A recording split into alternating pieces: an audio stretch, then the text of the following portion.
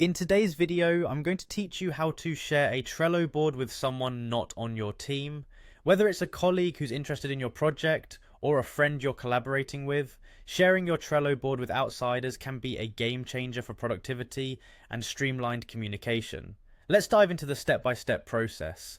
First, we start by heading over to trello.com. Once you're on the site, you'll need to log in, so go ahead and click on the login button. Now, if you've already got an account, you can simply log in using your email, or for convenience, access your account via your Google account. Both methods ensure a quick and easy entry into your Trello world. After logging in, you'll be directed to your home page. The next step is to navigate to Boards. This is where all your projects, personal and team-based, reside.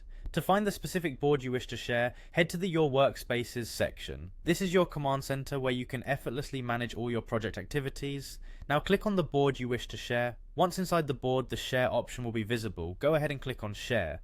When you do, a menu will pop up, offering several sharing options. You'll notice the create link option. Select it to generate a unique link for your board. Next, let's adjust the sharing permissions to suit your needs. By clicking on Change Permissions, you'll be able to set the level of access the recipient will have.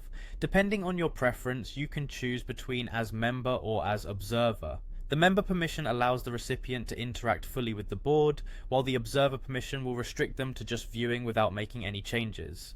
Once you're satisfied with the permissions, click on Copy Link. This link can be shared directly with the person you want to invite, giving them immediate access to the board. There's also another way to share the board if you have someone's email address. You can invite them directly by typing their email into the email invitation field. Once you've added their email, select their name from the drop-down menu.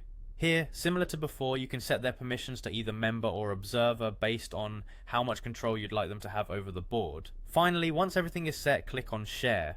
And there you have it, you've successfully invited someone to your Trello board who is not part of your team. This method ensures your workflow remains collaborative and inclusive, allowing all relevant parties to stay informed and engaged. Happy collaborating, and see you in the next tutorial.